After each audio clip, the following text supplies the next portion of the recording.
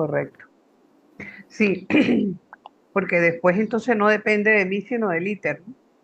Entonces, Mateo y Lucas, ¿verdad? Estamos conscientes que aparte de que toman información de Marcos, también toman de la fuente Q, pero habría que ver estos relatos de la infancia, ¿son fuente Q o son fruto de las investigaciones que ellos hicieron y parte de la teología de la comunidad a la que van dirigiendo su mensaje?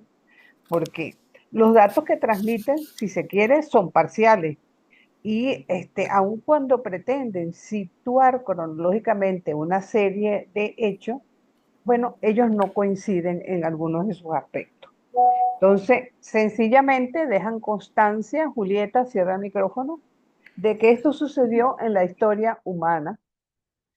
Por eso son un mensaje en forma de historia. Anuncian a Jesús que es esperado, ¿verdad? Pero en su nacimiento ocurren cosas que de alguna manera van a vislumbrar cuál va a ser el destino de este niño. Por ejemplo, nadie quiso dar hospedaje para el momento del alumbramiento. Herodes está buscando al niño para matarlo. El anciano Simeón profetiza que ese niño va a ser este motivo de contradicción, ¿verdad? Y gente dispares, como los magos y los pastores, lo adoran, gente de distinta procedencia. Entonces, a la luz de la resurrección, jamás se nos olvide que los evangelios son datos y relatos a la luz de la Pascua, ¿verdad? Entonces, esto no es una sección. Estos relatos se reconstruyen didácticamente en orden de inculcar a los oyentes la fe. Entonces, y sabemos que los recuerdos se idealizan con el tiempo.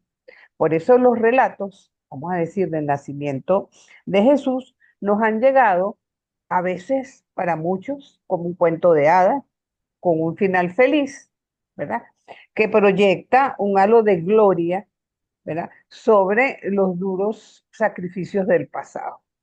Entonces, cada uno tiene, vamos a decir, establecido el criterio del Evangelio de la infancia de una manera concreta. Déjenme poner esto en grande para tener oportunidad de verlo más en detalle. Ujú.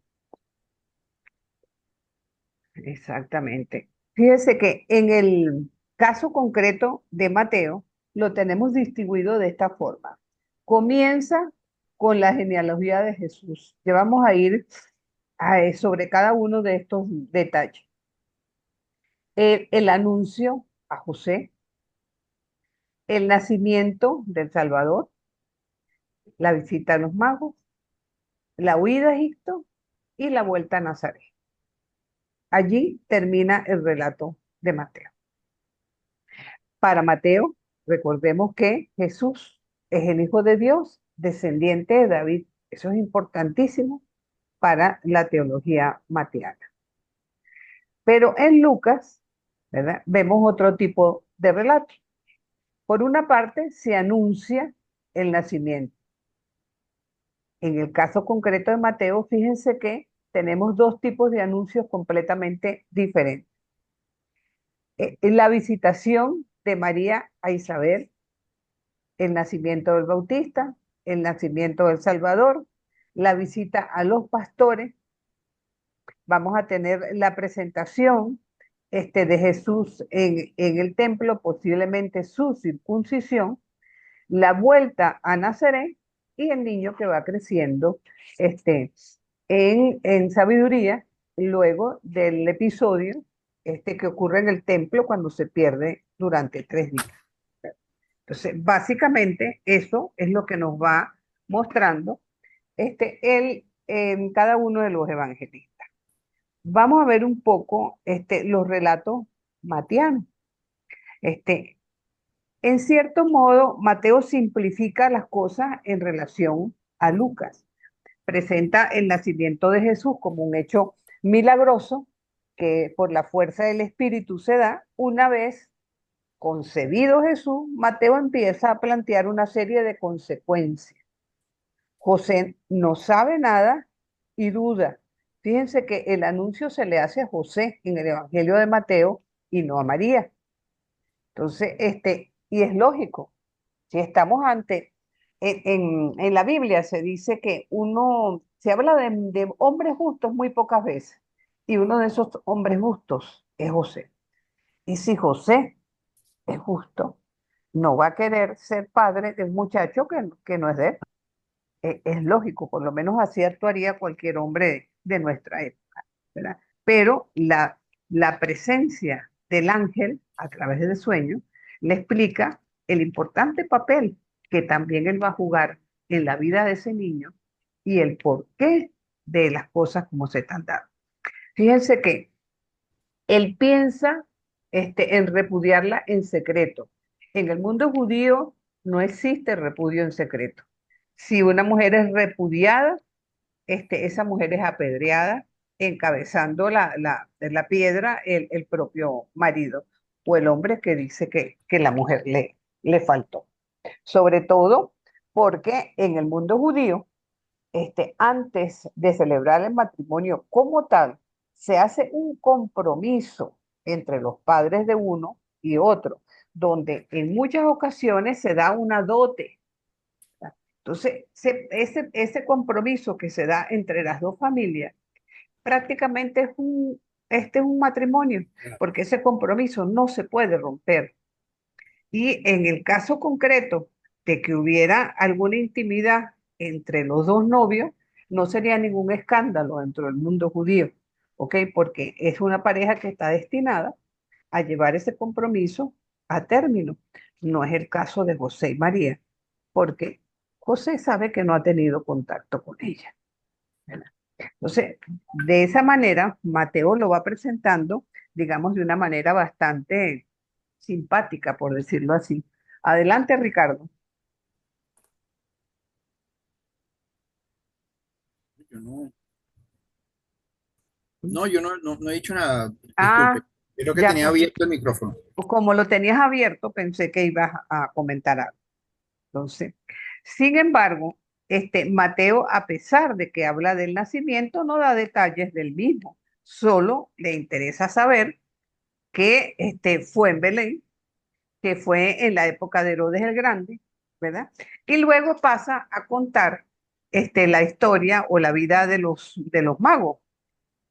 Y aquí pasa una cosa bien simpática, ¿no? Porque cuando nosotros vemos ese homenaje de los magos, ¿verdad? Cuando ellos se presentan a la casa de María, entonces, un momentico, les voy a buscar exactamente. Ajá. Me gustaría que leyeran, Ricardo, si tiene su Biblia a la mano, Ahí ya, capi- aquí estoy. capítulo 2, ¿verdad? Dos, Versículo 10 y 11. 10 y 11. Ajá. Cuando los sabios vieron la estrella, se alegraron mucho. Luego entraron en la casa y vieron al niño con María, su madre, y arrodillándose le rindieron homenaje. Abrieron sus cofres y le ofrecieron oro, incienso y Y mirra. mirra, correcto. ¿Por qué llama la atención este versículo? Porque fíjense que María era una mujer bien independiente. En el mundo judío no es lógico que ella reciba en su casa a tres hombres sin que esté José. ¿Ve? Entonces, podemos vernos un poco, ¿no? Cómo el evangelista nos va relatando la historia y de alguna manera este, nos hace como percatarnos de pequeños detalles, ¿no? Quizás la estrella como símbolo de universalidad, la incorporación del paganismo al judaísmo, en representatividad, digamos, de los magos, ¿verdad?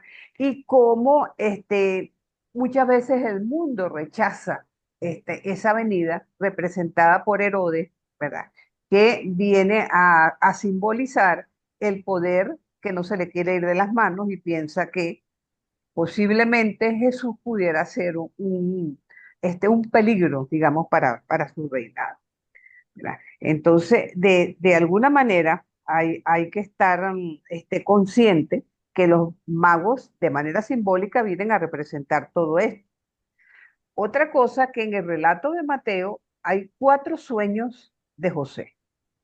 Y eso es bien es simbólico, porque es como la invitación para que asuma el papel de padre, ¿verdad? Para que sea capaz de proteger al niño de las persecuciones, de la muerte, y se le va avisando en el transcurso de los sueños de qué manera debe hacer él para proteger al niño, ¿no? Entonces, con las genealogías vamos a hablar un poquito más sobre estas ahorita, pero sí es interesante como resaltar que para Mateo lo importante es destacar que Jesús viene de David y que es una estirpe que se inicia con el propio Abraham. Entonces, como les digo, ya vamos a ir un poquito sobre esos detalles de las dos genealogías.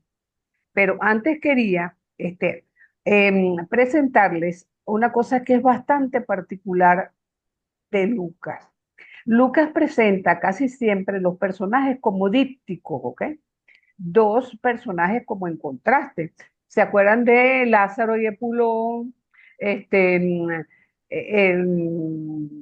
fariseo y el publicano en el templo, los dos ciegos que son curados.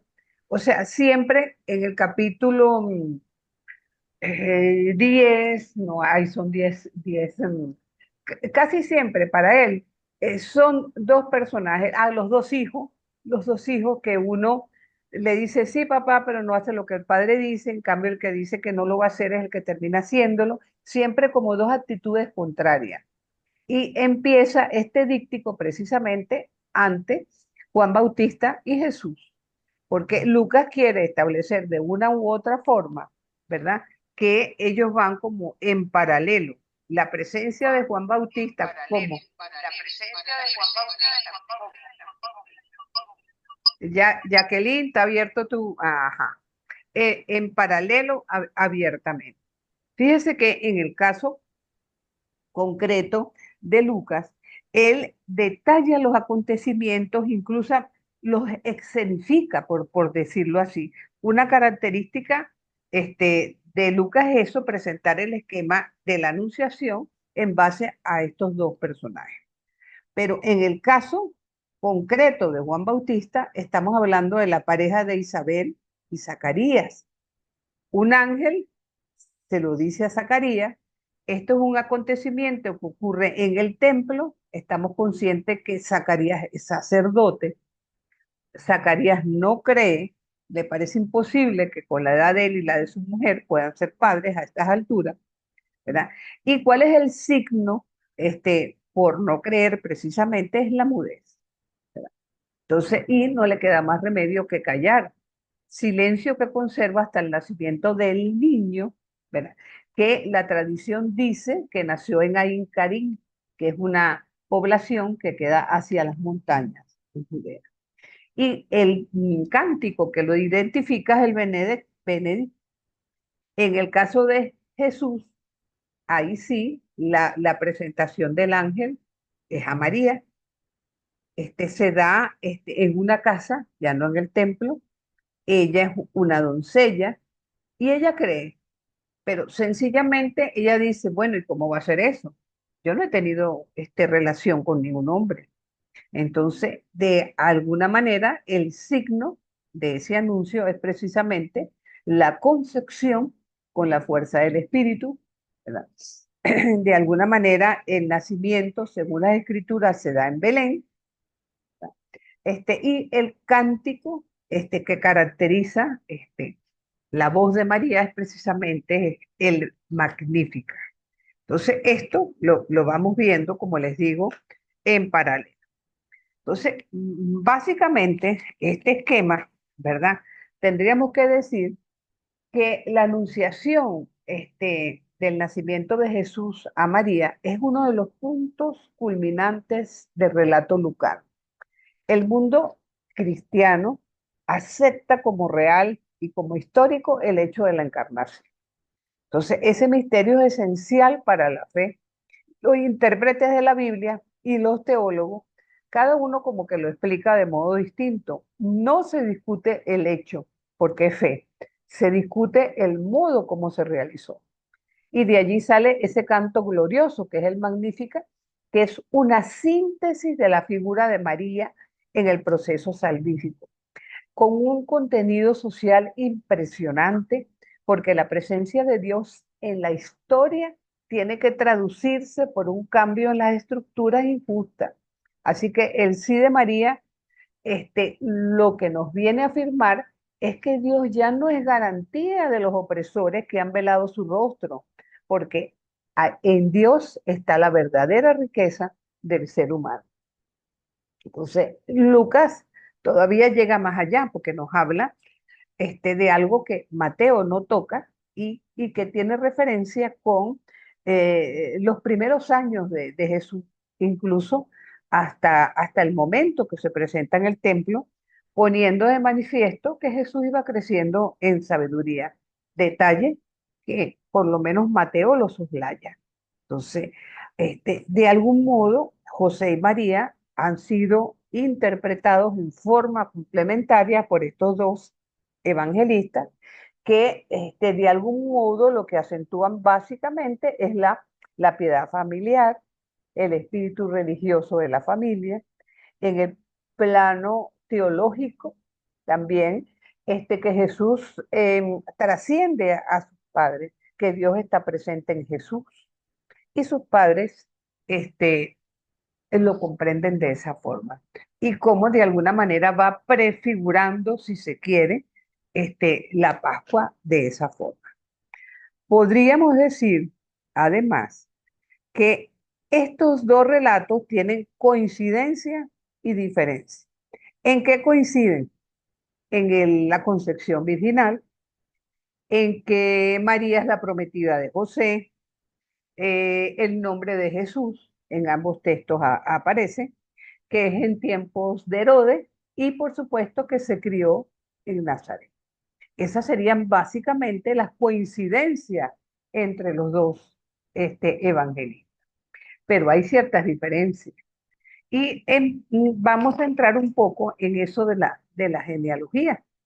Fíjense cómo la genealogía de Mateo arranca con Abraham, ¿verdad? Hasta llegar a Jesús. ¿Y cómo lo hace? Con tres series, ¿verdad? De 14 cada uno para un 42 nombres, mostrando la vinculación, ¿verdad? No solamente con Israel, sino también con la persona de David. ¿Por qué decimos que con la persona de David? Porque en hebreo utiliza mucho la gematría, que es darle valor numérico a las letras. Entonces, y el valor de David es el número 14. Entonces, siendo la vinculación para una comunidad que viene al cristianismo desde el judaísmo, es importante resaltar que en Jesús se está cumpliendo todo lo que las escrituras dijeron a partir de la predicación profética, ¿verdad?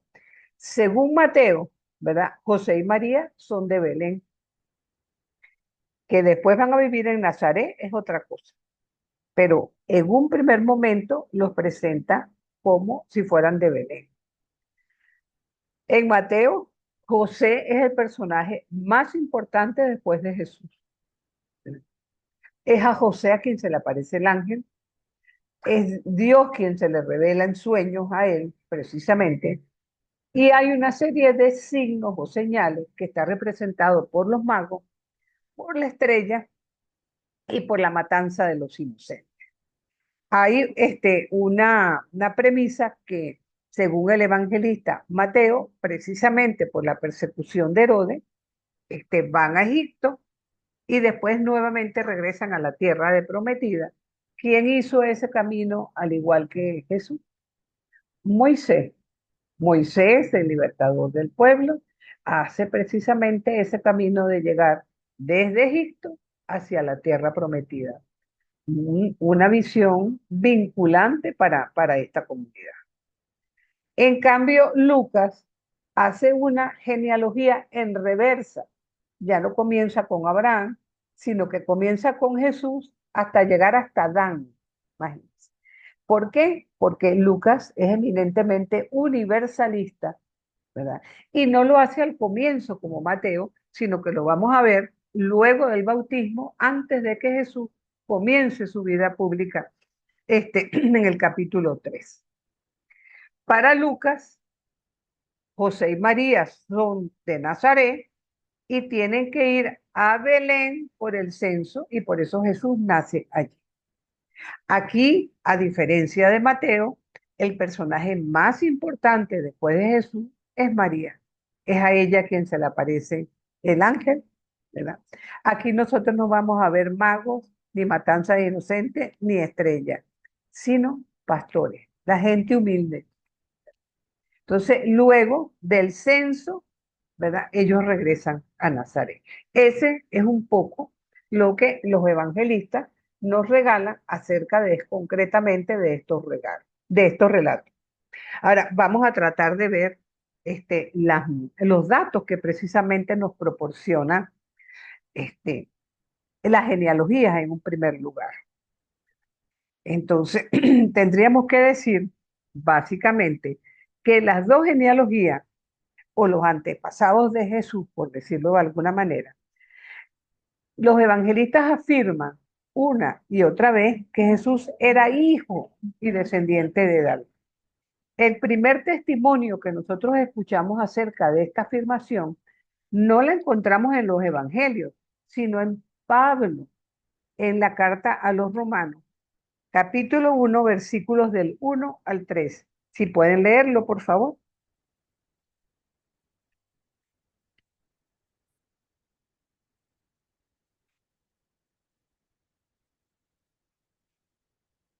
Perdón, capítulo 1. Ajá, del 1 al 3. Los saluda Pablo, siervo, en Romanos, digo, Romanos 1. ¿Sí? Romanos, sí. Los saluda Pablo, siervo de Cristo Jesús, llamado por él para ser apóstol y apartado para anunciar el Evangelio de Dios. Por medio de sus profetas, Dios ya lo había prometido en las Santas Escrituras. Es el mensaje que trata de su Hijo Jesucristo, nuestro Señor, quien nació como hombre de la descendencia de David, pero a partir Ujú. de su resurrección fue constituido Hijo de Dios con plenos poderes como Espíritu santificador. Correcto. Ahora fíjense lo simpático de estas dos genealogías.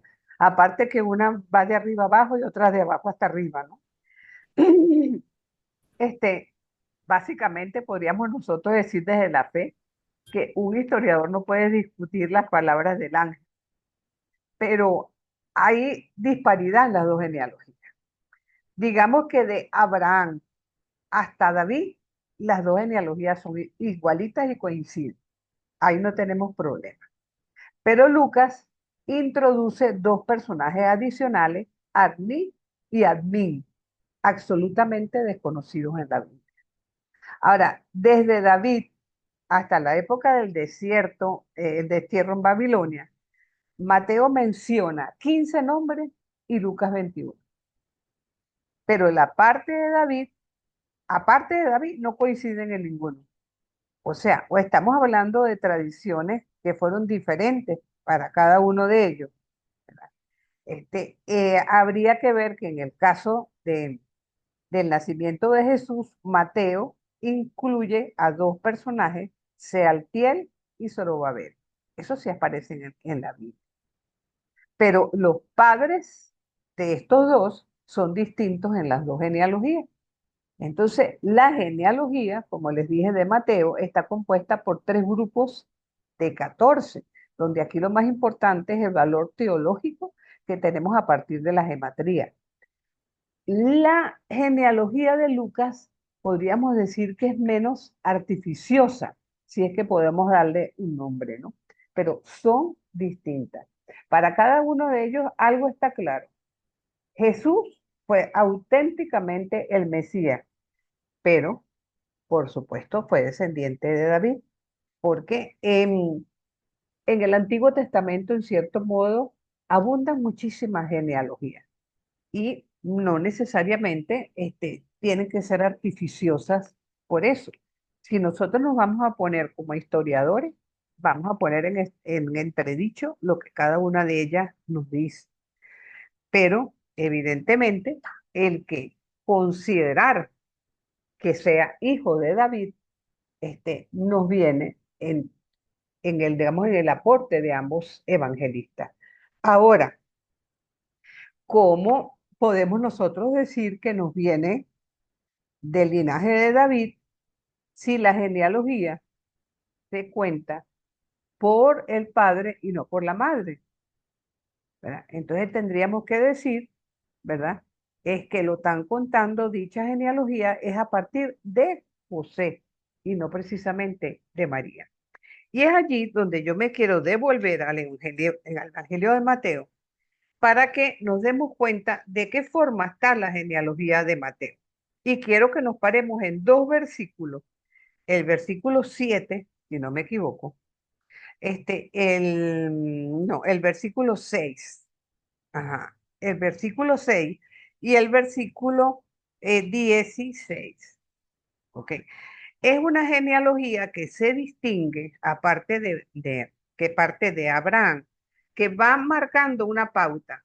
Abraham engendró a Isaac, Isaac engendró a Jacob, Jacob engendró, y va adelante a Fares y Sará. Entonces vamos viendo cómo de forma permanente se va repitiendo que cada uno de ellos o el patriarca y va a dar a su hijo mayor la primacía de la próxima generación. Pero hay dos veces que se interrumpe esta genealogía. La primera es en el versículo 6. ¿Quisieras leerlo, Ricardo, por favor?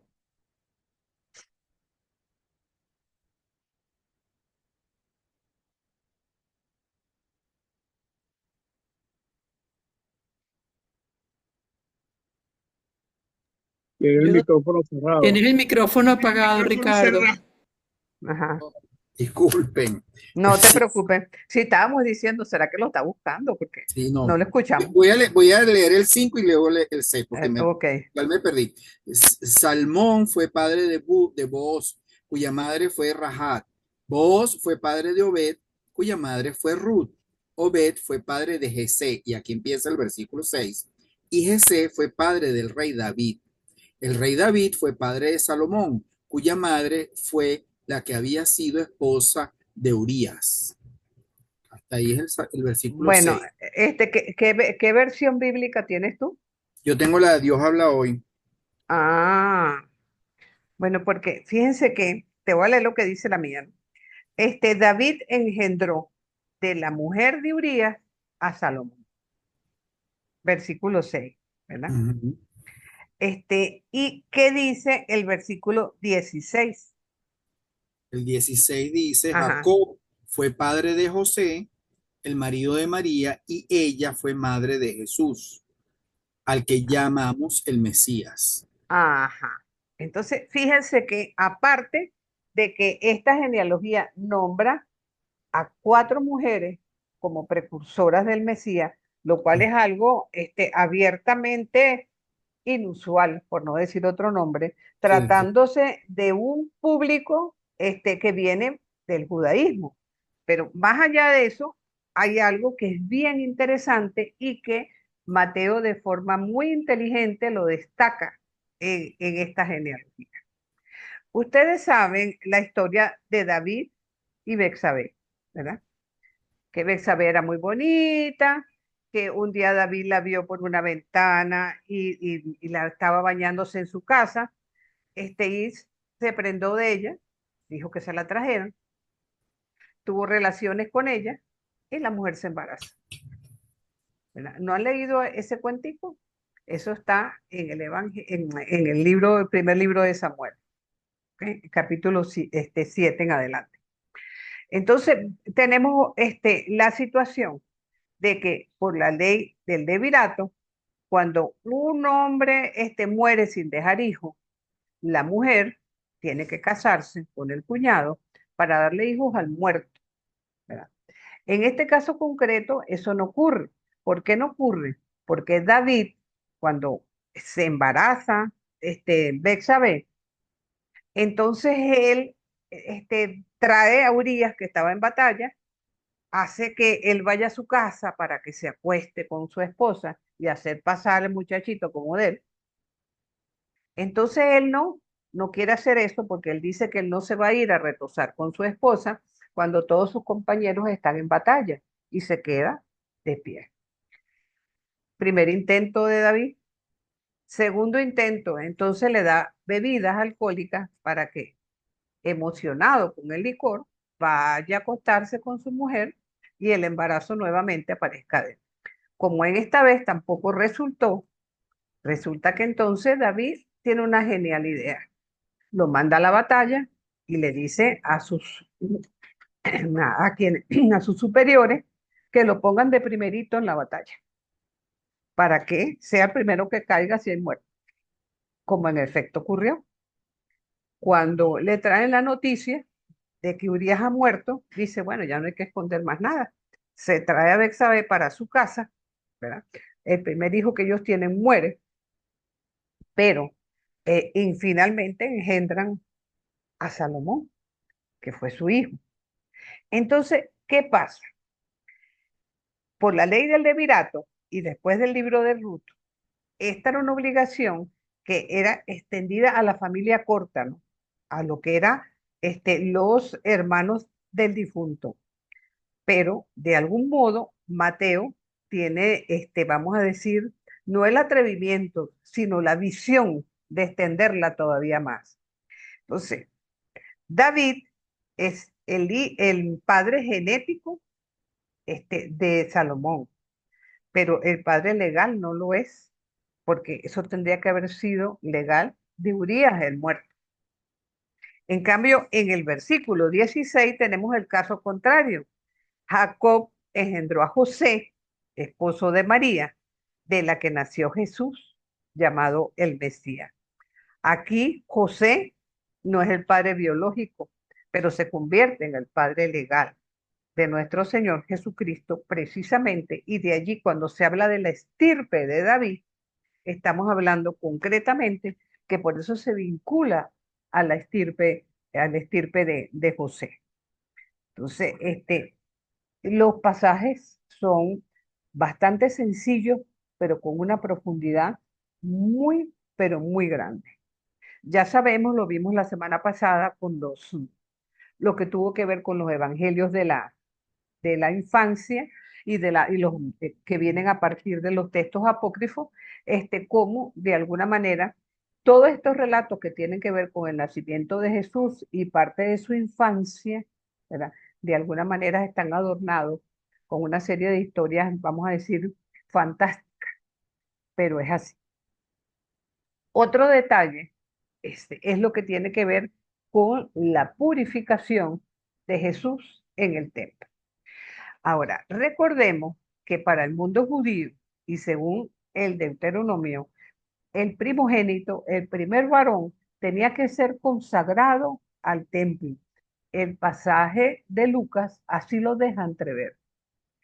Ahora, aquí hay como dos textos mezclados, porque si bien la circuncisión se hace a los 8 días, generalmente en el mundo judío es así, no necesariamente José tenía que salir corriendo al octavo día a ofrecerlo al templo. Tenía la posibilidad de hacerlo en cualquier oportunidad que pudiera, por decirlo así.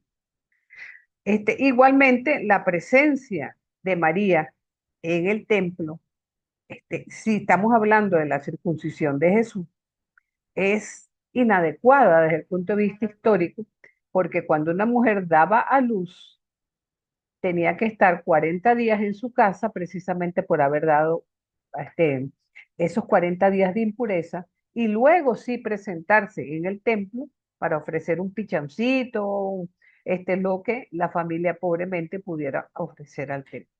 Entonces Lucas, de manera, si se quiere, muy inteligente, junta estos dos episodios que tendrían que haber sido independientes, ¿verdad? En un relato en el que Jesús es presentado como primogénito, donde se circuncida y de paso se presentan los pichoncitos que María está ofreciendo en el templo y que Lucas nos adorna con un relato muy lindo con la presencia del profetismo en el templo en las personas de Simeón y Ana, ¿verdad? Este es un episodio, ¿verdad? Que de alguna manera, vislumbra lo que va a ser en el futuro la vida de Jesús, porque ahorita nace, es la esperanza del pueblo, pero al fin sabemos que esa esperanza va a ser acogida por muchos, pero los menos que no lo acogen van a ser quienes tengan en su poder la decisión de quitarlo de en medio. Entonces, este es un episodio que hay que verlo con cierta cautela desde el punto de vista histórico, si se quiere. Está testimoniado por Lucas, sin embargo, Mateo no hace ninguna acotación al respecto.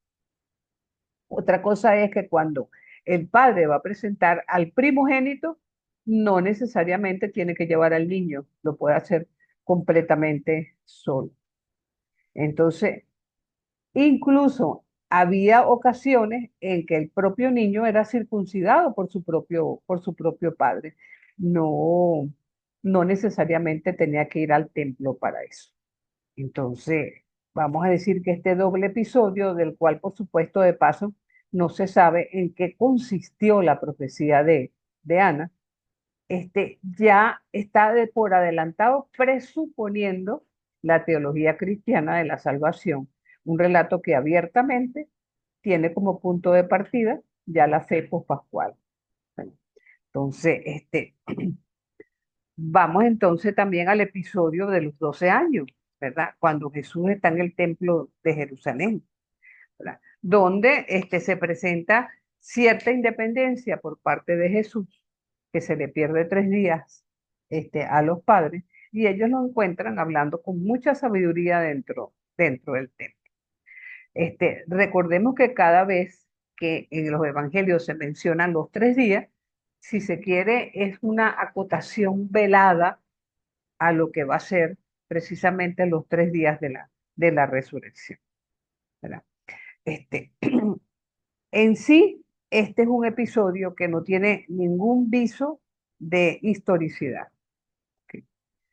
Sabemos que hay muchos ejemplos en la literatura judía que hablan de muchachitos que a los 12, 13 años, que es el momento donde ellos pueden participar del Minjan, de la que es ya con 9 varones más, puede entonces sentarse a la mesa a discutir sobre la Torá o a reflexionar sobre los profetas. Pero también trata de destacar que da la edad en que el jovencito ya deja de ser considerado un niño y ya puede, como quien dice, entrar en la mesa de los mayores. Entonces, trata también de destacar que todavía para este momento ni María ni José tienen como mucha claridad sobre cuál exactamente es la misión de Jesús, por lo menos para este momento. Después el evangelista nos acota que María guardaba todas estas cosas en su corazón, ¿no? Entonces, luego de la vida, en la vida pública de Jesús, María es presentada como que si ya no tuviera ninguna idea acerca del asunto, sobre todo cuando se presenta a buscar a Jesús con los hermanos, porque piensa que bueno, que hay que llevárselo a la casa, ¿no? Por decir así.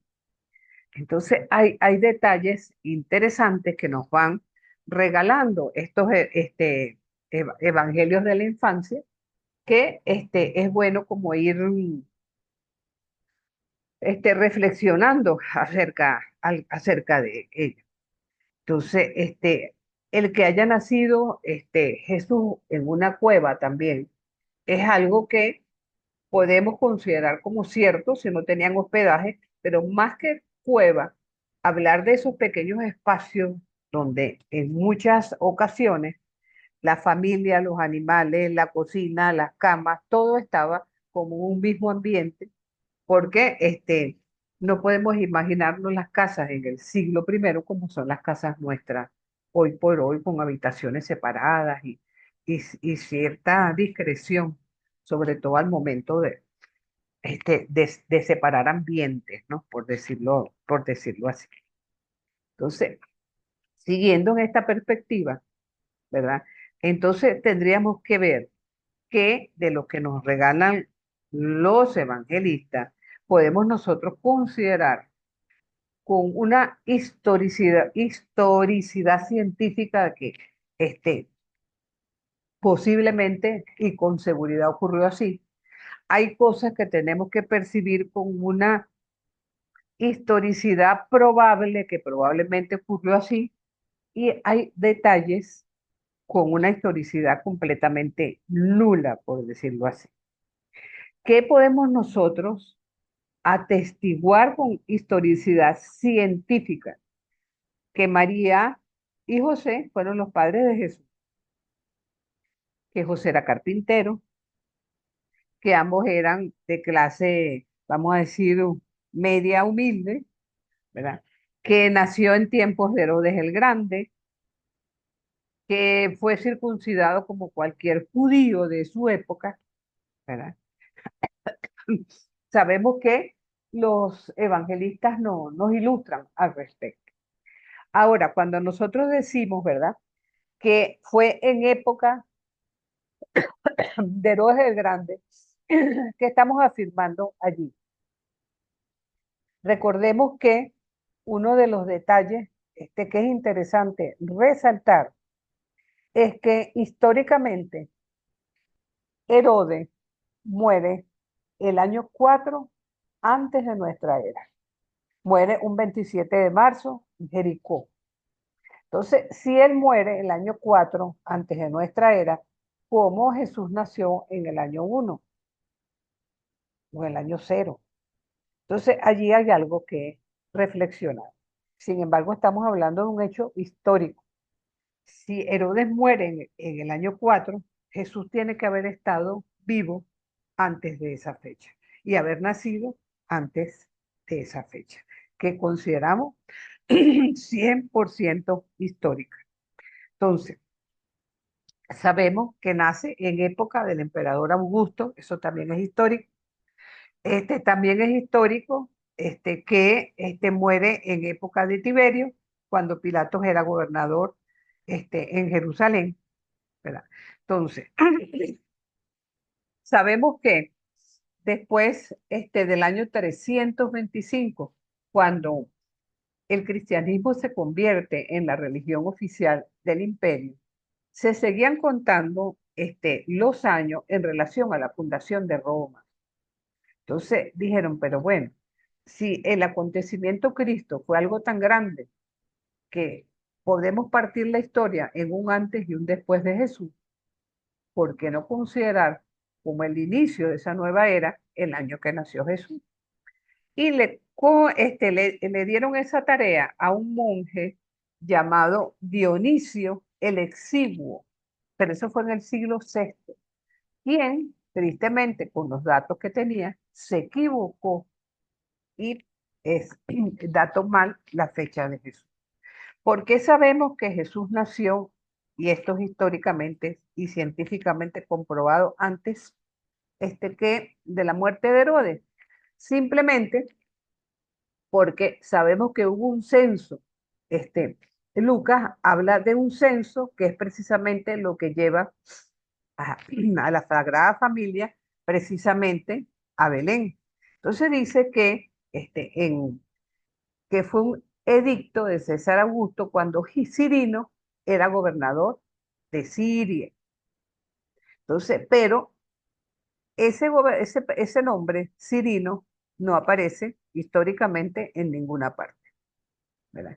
Pero hay un dato que es comentado por Flavio Josefo, ¿verdad? Y otros historiadores de la época, que se hizo un censo cuando Cintio Saturnino era gobernador de Siria y lo datan hacia el año 6, 7 antes de nuestra era.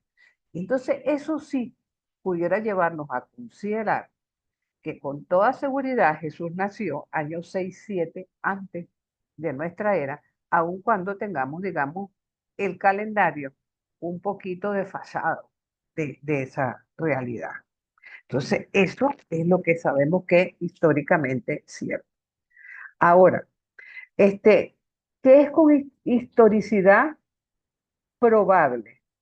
Bueno, que nació en Belén, según las escrituras, y si ese censo, como se está dando, llevó a la familia a Belén, podemos decir que sí, que Jesús nació en Belén.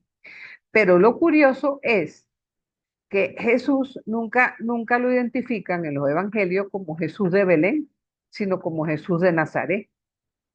Entonces, el que Jesús haya nacido este, en Belén podría llevarnos a la conjetura si no se tratara de una afirmación teológica y no necesariamente de una afirmación histórica.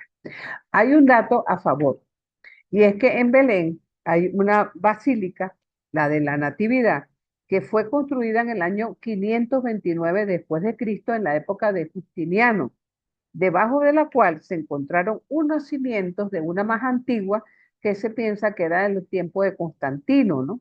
Donde antaño hubiera existido un bosque dedicado a Adonis, donde hay una cueva donde se presume que fue el nacimiento de Jesús y así fue venerado por los primeros cristianos. Por eso es que este es un acontecimiento que hablamos como de historicidad, vamos a decir probable. Podemos decir lo mismo en relación a a la matanza de los inocentes. Adelante, Ricardo. Pero también podría decir, también podría haber sido ajustado no, yo no recuerdo dónde es que está, si es en Isaías que dice Belén Efrata. de Efratá, tú Ajá, verás, o sea, como para hacer coincidir la historia de Jesús con la profecía. Mm. exacto. No, y no Podría haber sido, tendría, no y tendría nada de raro, pues que así fuera, tendría nada de raro, sí. porque el censo se dio la posibilidad de Belén también, pero el hecho que quizás hayan vivido toda la vida en Nazaret, hace que algunos exégetas pongan en duda si realmente Jesús nació en Nazaret. Porque Claro, usted hace un comentario que es bien interesante y es verdad, a Jesús no le dicen nunca Jesús de Belén, pero el arraigo a Belén es tan fuerte como para hacer a José ir hasta Belén a empadronarse desde es, Nazaret. O sea, a José sí se le contaba, pero a Jesús no. Es bien curioso ese detalle. es curioso, por eso recuerden que estamos viendo esto con ojos de historiador, ¿ok? Como si Sí, sí. estuviéramos escudriñando las escrituras y viendo a ver. Mire, los evangelios de la infancia se consideran lo que se llama como teologúmenos, historias que tienen un fondo teológico, ¿verdad? Entonces, porque fíjense que vale lo mismo, ¿verdad? Para el relato de la matanza de los inocentes, ¿verdad? La matanza de los inocentes se dio tal como nos las relata el evangelista Mateo. No sabemos con una certeza 100%, no lo sabemos.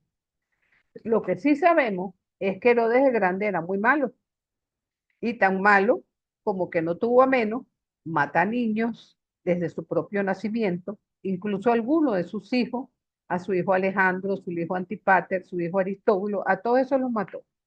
Ahorcó a la suegra, ahogó al yerno.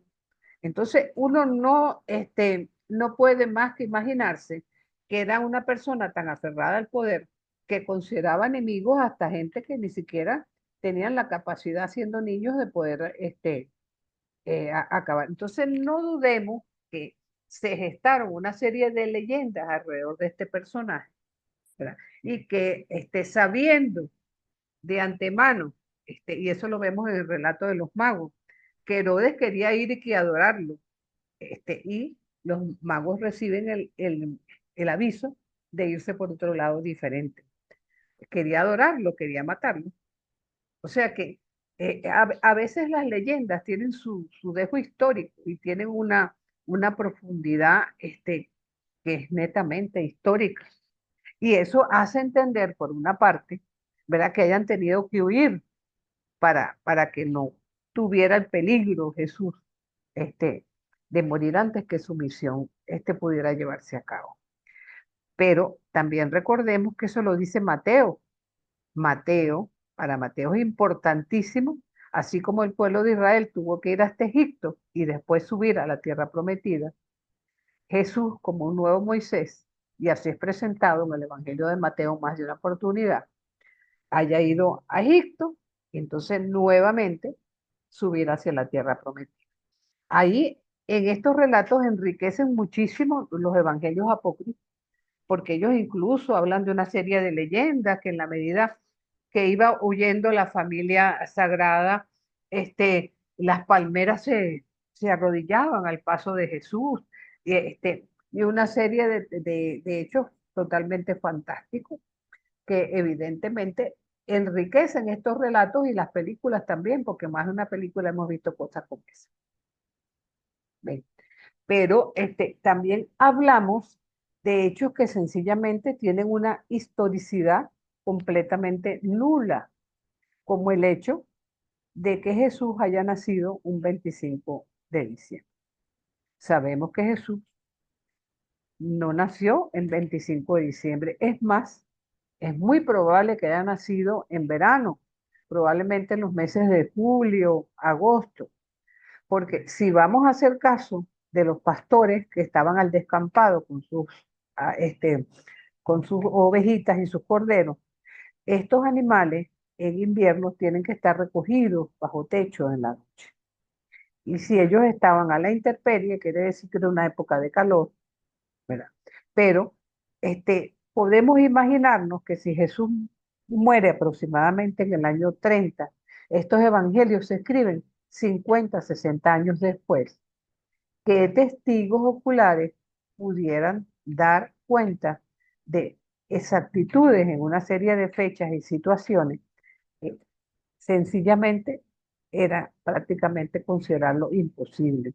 Todo lo que recibimos de allí es fruto más bien de toda una historia de tradición oral que se va enriqueciendo con el tiempo, que se va nutriendo de leyenda y que a la luz de la Pascua, en la comunidad pospascual, empiezan a recoger todos estos relatos y en forma de teologómeno, nos van haciendo unos relatos de la infancia y del nacimiento de Jesús que de alguna manera ilustran, pues, si Jesús se encarnó en la humanidad, bueno, ¿y qué pasó cuando se encarnó? ¿Qué pasó cuando estaba chiquito?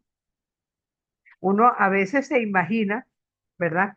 A Jesús, perdido en el templo durante 3 días y que cuando la madre lo encuentra, primero lo abraza, pero después le echa una buena regañada como haríamos cualquier mamá y papá a un muchacho que se pierda de esa forma. Que tienen que haberle cambiado los pañales igual que a cualquier niño, porque si se encarnó como hombre, tiene que haber pasado por todas las vicisitudes de cualquier hombre. Pero en cuanto al nacimiento concreto yo creo que nosotros conversamos sobre esto del 25 de diciembre, me parece que fue como en el segundo encuentro, o algo así, yo creo habérselos mencionado que porque la fecha en que se estableció que el nacimiento de Jesús iba a ser considerado cada 25 de diciembre, se estableció hacia el 350 después de Cristo. Y nada tiene que ver con la verdadera fecha porque no la conocemos. Sí sabemos que en el Imperio Romano el 25 era celebrada este, la fiesta del sol naciente, el sol invencible, el sol renaciente. Entonces, de alguna manera, coincidía con el solsticio de invierno. Y estas fiestas empezaban desde el 16 al 24 de diciembre, en honor a Saturno. Entonces, había un personaje escogido dentro del pueblo que significaba a Saturno. Y eran días maravillosos, porque eran días en que los presos salían de las cárceles, se condonaban deuda, eran días vamos a decir que hasta de libertinaje, pero de mucha libertad, donde había abundancia para el pueblo. Pero cuando terminaban los 9 días de fiesta, ¿verdad? Ese personaje que había hecho de Saturno era sacrificado al dios Saturno, ¿verdad? Entonces, esos días de sueño de igualdad, donde los humildes tuvieron una importancia como representante del Estado, se derogaban leyes, esos se convertían finalmente en una matanza. Entonces, fíjense que no es casual que nosotros del 16 al 24 de diciembre hagamos la novena de Navidad y celebremos las misas de gallo. ¿Ve? Entonces, y fíjense que cuando queremos hacer la novena a un santo, a una, este, a una celebración mariana, siempre son 9 días, ¿verdad? Entonces, esto también tiene su punto de partida aquí. Entonces, y en el Mediterráneo, el 25 de diciembre, con bombos y platillos se le rendía culto a una deidad llamada Mitra, ¿verdad? Entonces, ¿qué pasaba? Era muy difícil este, que los cristianos sacarlos de esas celebraciones, porque de alguna manera, por más que las cabezas rectoras les decían, miren, esas son celebraciones paganas, ustedes no tienen que estar participando de esas fiestas. Entonces era muy difícil extirpar ellos, y de tal forma que se había extendido entre todas las comunidades cristianas. Entonces, ¿qué hicieron? Empezaron a darle significación cristiana y dijimos, bueno, vamos a celebrar el 25, pero no a Mitra, no vamos a celebrar a Saturno, vamos a celebrar el nacimiento de Jesús. Y eso lo estableció finalmente el Papa Julio II y le dio su soporte litúrgico el Papa Sisto II también. Y estamos hablando del año 437 aproximadamente. Entonces, fíjense que por esta cantidad, digamos, de heredad de ritos y creencias antiguas, la Navidad cristiana se inicia el 16 de diciembre y culmina el 2 de febrero. ¿Qué representaba el 2 de febrero? Día de la Candelaria, por cierto. Entonces, de algún modo, esa era el inicio del mes februo, que daba comienzo a lo que era el año romano. Entonces, fíjense cómo, de alguna manera, esa serie de ritos y celebraciones se cristianizaron y se escogió esa fecha para nosotros recordar esa encarnación que para nosotros es histórica y la celebramos ese día. Adelante, Luis Miguel. Profe, estoy escuchando el tema sobre las fechas y la celebración y me viene Ajá, a la mente un tema que siempre me ha causado mucha duda, ¿no? Yo soy de ajá, Oriente, yo realmente nací en Anzoátegui, pero he vivido toda mi vida en Cumaná, Estado Sucre. ajá, Y me debato entre dos tradiciones. La Navidad en Cumaná se baja el 21 de enero, que es el día de Santa Inés, mientras que en ajá, Anzoátegui es el 2 de ajá, febrero, día de la Candelaria. No sé si ajá. quizás esto que usted dice tenga algo que ver con ese inicio de esa celebración. Siempre he tenido esa duda. ¿Cuál es la razón de esas fechas y por qué entonces la gente dice, bueno, yo la bajo el 2 de febrero o yo la bajo el 21 de enero? Bueno, el 21 de enero, porque ese es el día de Santa Santa Inés. Inés, ajá, Santa Inés. Y recuerda que nosotros, el mundo cristiano latinoamericano, tiene algo de sincretismo, porque recordemos que nosotros somos una mezcla hermosísima y variopinta de tres culturas, la india, este, la africana y la europea. Entonces, reminiscencias de cada una de estas culturas a veces se conjugan en nuestra religiosidad. De hecho, cuando Vaticano II y posteriormente Medellín y Puebla tratan de resaltar valores evangélicos, precisamente que esa religiosidad popular, están recordando, ¿verdad? Precisamente todas estas celebraciones que de alguna manera se han conjugado, y cuando uno lee o vislumbra el origen de cada una de ellas, algunas no nacieron como cristianas, sino que se fueron haciendo cristianas por el camino, ¿no?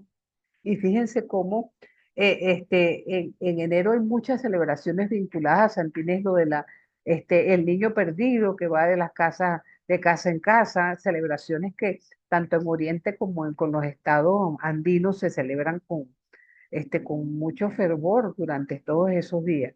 Entonces, tiene que ver con esas tradiciones, Oriente, cómo separarlas. en Ajá. Oriente se celebra ¿Se celebra?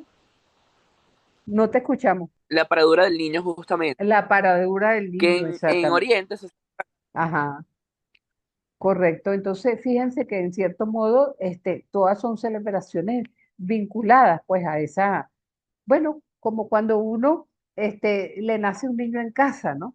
Prepara toda la casa y entonces después está pendiente del bautismo y está pendiente, pero ustedes no han visto cómo, sobre todo en los estados de la costa, este, independientemente del bautismo, llevan al niño y que echarle agua, agüita al niño o sea, y eso, no tiene nada de cristiano, porque para nosotros el bautismo es el nombre de la Trinidad, de nada tiene que ver este, esa agüita que pretenden, y buscan padrinos para la agüita y después padrinos para el bautismo.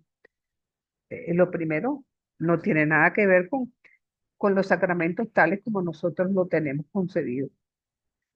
Entonces, adelante, ese Luis. Ajá, el termina lo que agua está. siempre me ha llamado mucho, Ajá, porque particularmente en Oriente, o sea, no lo he visto en el resto del país, a decir verdad, no sé si en Caracas lo hagan, pero en Oriente es muy marcado, y es tan marcado que es un rito completamente estructurado, o sea, hay una vela, hay una oración, hay un algodón, un plato, un agua bendita, unos padrinos, se tiene exacto. antes de las 5 de la tarde, tiene que haberse caído el maruto al niño, o sea, hay mil y un cosas estructuradas para ese rito que yo en algún momento en mi inocencia dije, bueno, capaz sea parte de la iglesia. Ya después con el crecimiento dije, no, eso no es parte de la iglesia, eso es un rito que se inventó la gente.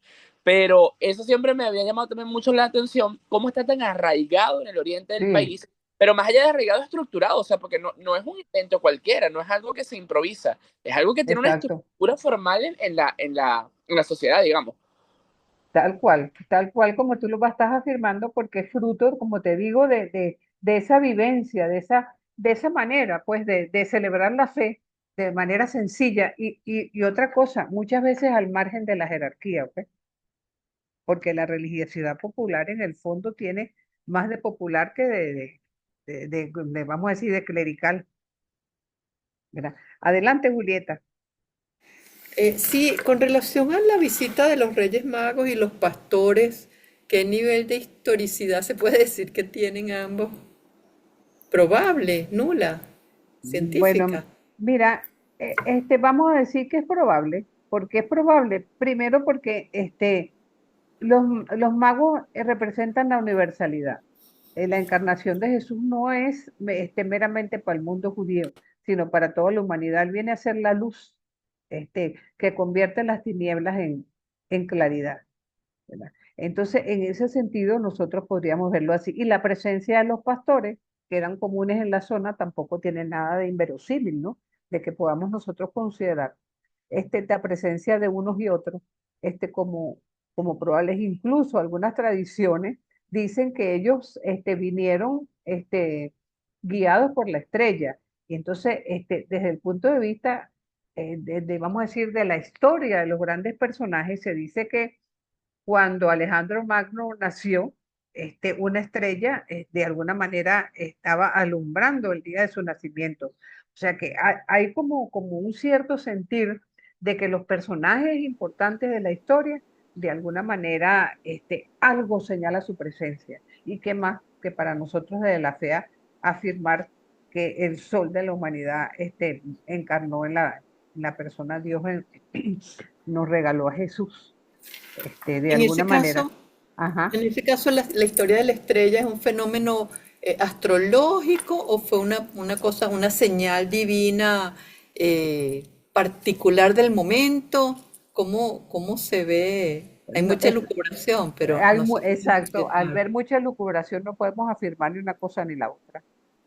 Ajá. A veces es un poco lo que hablábamos la semana pasada, de que a veces hay acontecimientos que escapan de lo natural y que no estamos obligados a creer, ¿verdad? Ahora, si el creyéndolo, eso le da más, más peso a nuestra fe y la enriquece, cualquier cosa de esas que enriquezca nuestra fe está bien, pero todo aquello que nos aleje del Evangelio, del mensaje de Jesús, tendríamos que dejarlo de lado. Adelante, Sonia.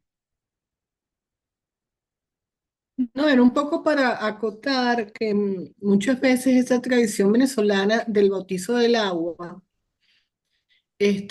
se debía a que no existía en los pueblos sacerdotes, y entonces se Ujú, acostumbraba a nombrar a los padrinos circunstanciales, porque el sacerdote iba tal vez una o dos veces al año a esos sitios tan remotos, y para prevenir que el niño muriera o le pasara alguna enfermedad, era bautizado por cualquiera y se le nombraba y hacían todos estos rituales, pero realmente no, después cuando llegaba el sacerdote, pues hacía formalmente el bautizo, porque el bautizo es uno solo, aunque claro, según tengo entendido, ya la gracia, como todos nacemos con el don de ser sacerdotes, todos podemos en algún momento de emergencia bautizar a alguien. Y el bautizo para nosotros los católicos es una sola vez que se adquiere la gracia. Es decir, que realmente ya cuando venía el sacerdote era formalizar el bautismo, pero ya la gracia ya había sido otorgada. Eso es lo que tengo entendido según ajá. algunos sacerdotes que han Ah, conversado de esto, ¿no? el problema de eso es, estamos hablando de un doble bautismo porque el bautismo es uno de los sacramentos de iniciación cristiana y es un sacramento que se realiza en nombre de la Trinidad, Padre, Hijo y Espíritu Santo.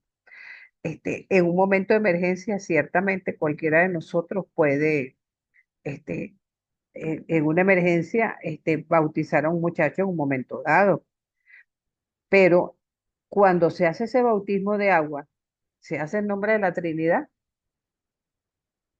O sencillamente, o sea, se sigue todo, mira, recuerden que el bautismo lleva la unción. El bautismo lleva precisamente la presencia de los padres y padrinos, ese compromiso de llevar adelante o hacer crecer en la fe a esa criatura. Eso es un compromiso que con esos bautizos de agua, yo no estoy tan segura que se realice en el nombre de la Trinidad. Así que habría No, de que, hecho, ajá, la Trinidad. No se realiza en nombre de la Trinidad y ajá, no hay ningún compromiso de padrinos más que es como una especie de refrán popular que, en el que dicen, o sea, los padrinos toman al niño o a la niña y dicen, me lo entregaste mundano y yo te lo entrego católico. Eso se lo da, o sea, dan los niños de los padrinos a los padres. Es claro, básicamente como que el rito que se hace. Pero no hay el compromiso que hay ante la iglesia, el bautizo, que tú aceptas ser el padre guía de ese niño, claro. el espiritual, eso no existe. Por eso, entonces, seguirá, ese, ajá.